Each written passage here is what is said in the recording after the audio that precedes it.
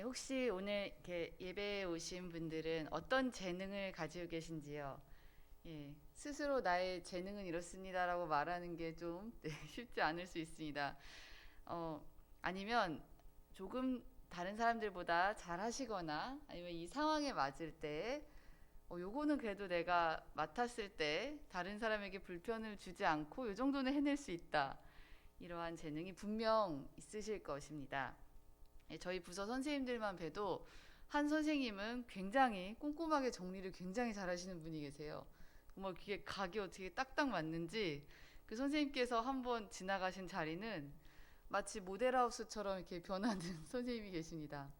또 어떤 선생님은 굉장히 음악을 잘하세요. 그래서 매주마다 아름다운 찬양과 또 영성이 훌륭하셔서 아이들에게 은혜의 통로로 사용되신 선생님도 계십니다. 또 어떤 선생님은 굉장히 또 밝으세요. 그래가지고 근데 그 밝은 것도 저는 은사와 재능이라고 생각합니다. 그냥 그 선생님 계신 곳은 항상 이렇게 생기가 넘치기 때문이죠. 저는 이번에 삼손의 말씀을 준비하면서 그래도 내가 다른 사람에게 이 민폐를 끼치지 않고 할 수 있는 게 뭐가 있을까 했더니 저는 교회 안에서 예배를 드릴 때 혹시 반주자가 없으면 예배에 폐가 끼치지 않을 딱 그 정도. 네, 저렇게 잘하진 못하고 피아노를 칠 줄 알더라고요. 예, 폐 끼치지 않을 정도로만요. 근데 그거를 어떻게 배웠을까 거슬려 생각을 해보았더니 제가 7살 때 교회 권사님께서 교회는 항상 훌륭한 권사님들이 많이 계십니다. 그래서 권사님께서 저의 사정을 아시고 당시에만 해도 이렇게 피아노 학원비가 비쌌던 것 같아요. 그래서 이제 너 그냥 우리 집에 하루에 1시간씩 와. 내가 어느 정도는 가르쳐 줄 수 있어. 그래서 저희 어머니가 그래도 어떻게 권사님 그냥 배워 이러면서 이게 두 분이 말씀하시다가 에이 그러면 신영이 손에 과자 하나 들려와 애들하고 나눠 먹게 뭐 이런 아름다운 관계 속에 피아노를 배웠습니다. 근데 이후 제가 피아노 학원을 한 3군데를 다녔는데 희한하게 그 3군데 모두 다 권사님이 하시는 곳이었습니다. 그래서 그 권사님들께서 저에게 뭐 베토벤, 모차르트 이런 거도 물론 가르쳐 주셨지만 너 이거 한번 쳐봐 이러면서 찬송가 가르쳐 주시고 복음성가 치게 하시고 성가곡부터 시작해서 그래서 저는 베토벤보다 성가곡을 더 많이 쳤습니다.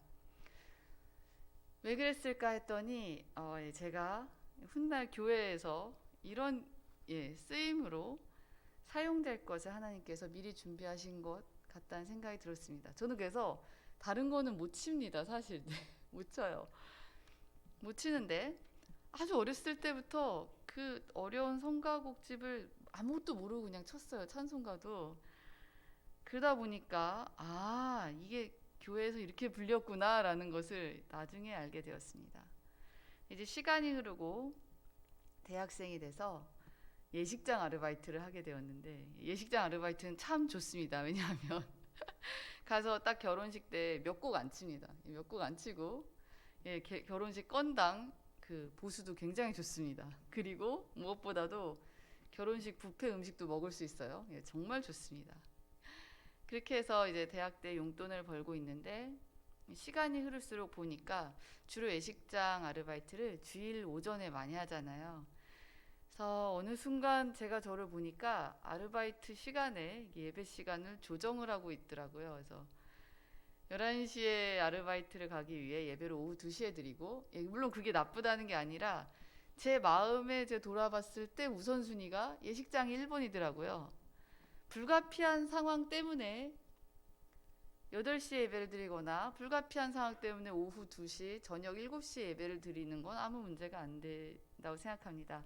하나님이 마음을 아시니까요. 근데 제가 그 예식장 아르바이트비 5만 원, 때로는 7만 원을 위해 예배 시간을 이렇게 막 조정하는 제 모습을 보는데 순간 정말 주마등처럼 하나님께서 제가 어떻게 피아노를 배우게 됐는지를 막 이렇게 알려주시더라고요. 예, 아무 그 대가도 없이 저를 가르쳐 주신 권사님들의 얼굴이 막 스쳐갔습니다. 그래서 저는 그때 이제 제가 어떤 예배를 이렇게 이 순위로 두고 제가 배우게 된 걸로 돈을 버는 일을 좀 자제하거나 안 하는 습관을 그때 들였던 것 같습니다. 하나님 앞에 굉장히 부끄럽더라고요. 그때 저에게 하나님께서 그 권사님들의 얼굴을 착착착 보여주신 게 너무 감사해요. 예. 안 그랬으면 제가 너무 괴로웠을 것 같습니다. 제가 가장 불행하게 됐겠죠. 그래서 이 재능이, 하나님께서 우리에게 주신 재능이 우리에게 참 귀한 것인데, 이 재능이 만약 하나님의 뜻대로 사용되지 않는다면 얼마나 스스로에게 불행한 결과를 가져올 수 있는지 오늘 삼손은 우리에게 보여줍니다. 사사기 16장 31절의 마지막을 읽어보면 삼손이 이스라엘의 사사로 20년 동안 지냈더라 라는 말씀으로 삼손의 이야기는 끝이 납니다. 즉 삼손이 20년이나 하나님께서 사사로 다스릴 시간을 주셨어요. 20년은 굉장히 긴 시간 같습니다. 인간의 입장에서요.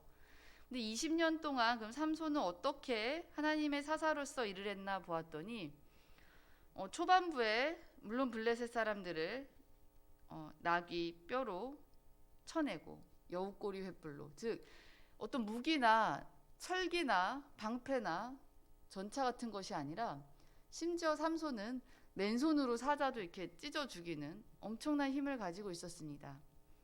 그런데 성경을 읽다 보면 참 가슴 아프게 삼손이 하나님께 먼저 부르짖고 하나님께 허락을 받고 하나님의 뜻대로, 자기의 뜻이 아닌 하나님의 뜻대로 적군을 물리친 경우는 이 마지막 사건과 초반부에 하나님께서 그를 블레셋 사람을 치게 하려 하심이 여호와께로부터 나왔도다, 두 군데, 이 정도 외에는 삼손이 굉장히 하나님께서 주신 그 엄청난 힘과 재능을 마음대로 쓰는 모습을 볼 수 있습니다.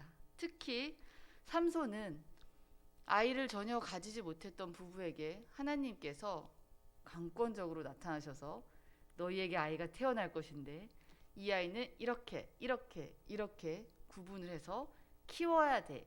다른 사사들은 중간에 하나님께 부름을 받은 경우가 많았습니다.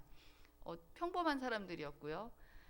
네, 근데 삼손은 날 때부터 하나님께 이렇게 콕 찍혀서 하나님의 방법대로 키워진 자녀입니다. 그리고 다른 사사들이 굉장히 평범했다면 삼손은 하나님께서 처음부터 굉장한 능력과 힘을 주셨습니다. 수제인 거죠. 굉장한 수제. 날 때부터 남다른 아이, 천재로 태어난 삼손입니다. 그런데 그 삼손이 성인이 되어서 어떠한 죄를 가장 먼저 저지르게 되냐면, 저희 함께 14장, 사사기 14장 1절과 2절과 3절을 읽겠습니다. 사사기 14장 1절, 2절, 3절 함께 읽겠습니다. 시작. 삼손이 딥나에 내려가서 거기서 블레셋 사람의 딸들 중에서 한 여자를 보고 올라와서 자기 부모에게 말하여 이르되 내가 딥나에서 블레셋 사람의 딸들 중에서 한 여자를 보았사오니 이제 그를 맞이하여 내 아내로 삼게 하소서 하매 그의 부모가 그에게 이르되 내 형제의 딸들 중에나 내 백성 중에 어찌 여자가 없어서 내가 할례받지 아니한 블레셋 사람에게 가서 아내를 맞으려 하느냐 하니 삼손이 그의 아버지에게 이르되 내가 그 여자를 좋아하오니 나를 위하여 그 여자를 데려오소서 하니라.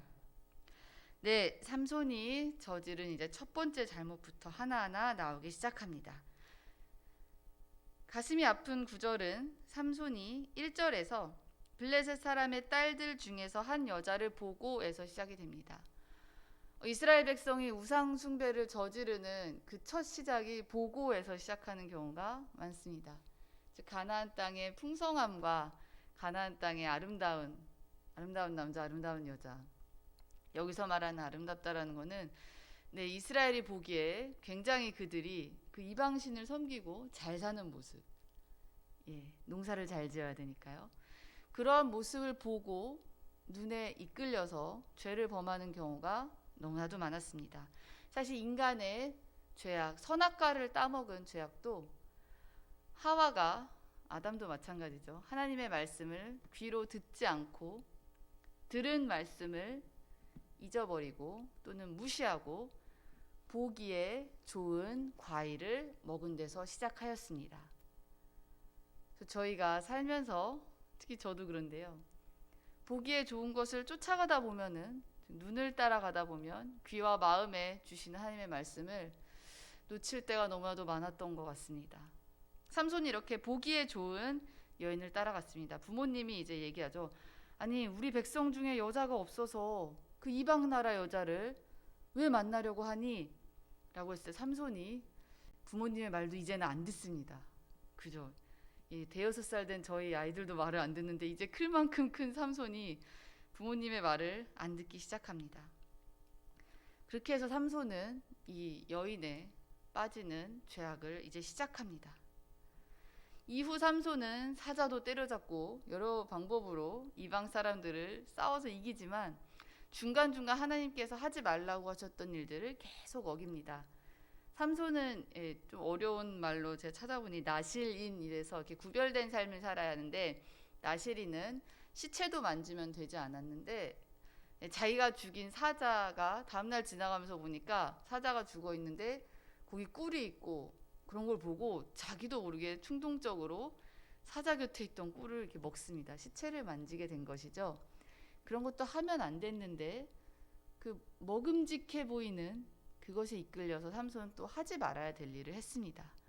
그러니까 저희가 보암직과 먹음직에 이끌리는 죄악이 정말로 큰 죄악임을 알 수 있습니다. 그렇게 해서 삼손은 어떻게 보면 20년 동안 사사로 지내는 동안 잘못한 일이 더 많은 것 같습니다. 그런데 삼손이 오늘 저희가 함께 처음에 읽은 본문에 보면 마지막에 그러다 결국에 유명한 사건, 삼손과 그 여인 들릴라, 드디어 만나게 되는 그 여인, 그 여인도 이방 여인이었고 이 여자는 처음부터 삼손을 넘겨줄 작정으로 왔습니다. 심지어는 삼손을 3번이나 이렇게 꼬드기고, 삼손도 이 여자를 어떻게 보면 3번이나 2번 속이고 마지막에는 진실을 얘기하게 되죠. 삼손이 참 이해가 안 되는 게 이 여자가 어떻게 하면은 힘이 없어져? 라고 했는데 이렇게 하면 돼. 첫 번째는 거짓말, 두 번째는 거짓말, 심지어는 첫 번째 거짓말 이후 자기를 잡으러 온 블레셋 사람들을 다 죽여요. 그러면 삼손도 알았을 겁니다. 이 여자가 지금 나를 죽이려고 이러는 거구나. 그렇다면 이제 이 여자와 관계를 끊어야 되는데 그것을 계속 즐기면서 이어가는 모습을 볼 수 있습니다. 삼손은 자기의 힘을 의지했던 거죠. 이쯤 이 블레셋 사람쯤이야. 한 방이면 끝나. 거짓말하고 죽이고, 거짓말하고 죽이고. 그러다 나중에는 결국 진실을 말하고 삼손이 힘을 잃게 됩니다. 그렇게 힘을 잃게 된 후 노예로 끌려가서 2눈이 뽑히고 이방 사람들 앞에서 제주까지 부리며 그렇게 하나님께서 날 때부터 콕 집어 키웠던 우리의 수제 천재 삼손이 조롱거리가 되었습니다. 평생 자기 힘만 의지하다가 오히려 사람들에게 조롱을 받는 그런 대상이 된 것이지요. 재능과 하나님의 역사가 이렇게 비례해서 가면 좋은데 자기의 재능을 의지하다 못해 맹신을 하여서 하나님께서 주신 이만큼의 재능을 제대로 쓰지 않아서 결국 스스로 망하는 길에 간 삼손을 볼 수 있습니다. 그런데 감사한 것은 하나님께서 삼손에게 마지막에 그 마음을 움직여 주셨으리라 믿습니다. 왜냐하면 히브리서, 제가 읽겠습니다. 히브리서 11장 32절. 내가 무슨 말을 더하리요? 기드온, 바락, 삼손, 입다, 다윗 및 사무엘과 선지자들의 일을 말하려면 내게 시간이 부족하리로다. 히브리서 11장은 믿음의 용사들을 쫙 나열하는 장이죠. 모세의 이야기도 나오고 기생 라합의 이야기도 나오고 야곱의 이야기, 아브라함의 이야기, 믿음이 그렇게 훌륭했던 사람들의 이야기가 쭉 나오는 11장에 삼손이 짠하고 등장합니다. 아니 이렇게 20년 동안 자기 멋대로 산 사람이 왜 등장을 했지? 라고 해서 보니까 삼손은 마지막에 하나님께 돌아왔습니다. 하나님 정말 잘못했는데요. 제가 그동안 너무나도 잘못했습니다. 하지만 마지막에 한 번만, 이번만, 삼손이 하나님께 구한 기도가 처음이자 마지막이에요. 그렇게 수재가 젊었을 때는 자기 마음대로 살다가 마지막에 이제 마지막 순간에서 더 이상 아무것도 의지할 게 없고, 심지어 그렇게 보는 걸로 죄를 졌잖아요. 삼손이 보고 예쁜 여자 쫓아가고, 보고 먹음직한 거 꿀 먹고, 두 눈도 뽑혀서 이제 아무것도 할 수 없는, 이제 오히려 어쩌면 보이지 않는 삼손에게 의지할 것이 하나님밖에 없었던 것이었죠. 하나님 한 번만 저를 도와주시면 이 블레셋 사람들을 무찌르겠습니다. 그때 하나님께서 삼손과 함께 하셔서 삼손이 살았을 때 자기 멋대로 죽였던 사람들보다 더 많은 사람들을 죽이고 그의 인생이 끝납니다. 삼손의 개인적인 입장에서 봤을 때는 상처뿐인 승리일 수도 있어요. 그죠? 본인도 결국 죽지 않습니까? 굉장히 나중에 처절한 모습으로요. 노예의 모습으로. 하지만 마지막에 삼손이 하나님 저를 생각하옵소서 라고 하니 마지막에 기도해서 삼손은 돌아왔고, 하나님은 그런 삼손을 받아주시고 마지막으로 사용하셨습니다. 그러기에 삼손이 히브리서 11장에 믿음으로 시작되는 그 위대한 믿음의 선지자들의, 믿음의 조상들의 그 리스트에 올라간 것이죠. 심지어는 삼손이 다윗과 한 줄에 쓰였습니다. 다윗과 삼손을 비교하면 삼손이 훨씬 잘못한 일이 많은데요. 하나님은 그 마지막에 진심과 마지막에 하나님을 향했던 부르짖음을 보셨던 것입니다. 하나님 앞에서 물론 경중은 있을 수 있겠죠. 인간의 입장에서. 그래도 다윗이 삼손보다는 조금 잘 살지 않았을까라는 생각을 했지만, 하나님 앞에서는 인간은 모두 똑같은 죄인이고, 진심을 다해 하나님께 돌아온다면 하나님은 그것을 받아주시고 사용해 주시는 하나님임을 볼 수 있습니다. 그리하여 삼손처럼 우리가 우리의 힘을 의지하는 것이 아니라, 특히 지금처럼 앞이 보이지 않을 이 힘든 상황에서는 오히려 앞이 보이지 않는 게 하나님 안에서 축복일 수 있습니다. 왜냐하면 하나님의 말씀에 더욱더 귀 기울일 수 있고, 힘든 상황이야말로 하나님께 진심으로 부르짖을 수 있는 상황이기 때문입니다. 우리의 능력과 힘이 아닌 하나님만을 의지하여서 이 힘든 상황을 극복해 나가는 우리 귀한 교회 성도님들과 각 가정과 우리 교회가 되기를 간절히 바랍니다. 함께 기도하겠습니다. 하나님 감사합니다. 하나님만을 의지하였을 때 가장 큰 승리를 주시고 용서와 돌아옴을 주셨던 하나님의 사랑을 우리에게도 부어주셔서 우리가 우리 힘이 아닌 하나님께 구하고 하나님께서 허락하시는 대로 우리의 삶을 살아갈 수 있도록 인도하여 주시옵소서. 오늘도 함께해 주심을 믿으며 예수님의 이름으로 기도했습니다. 아멘.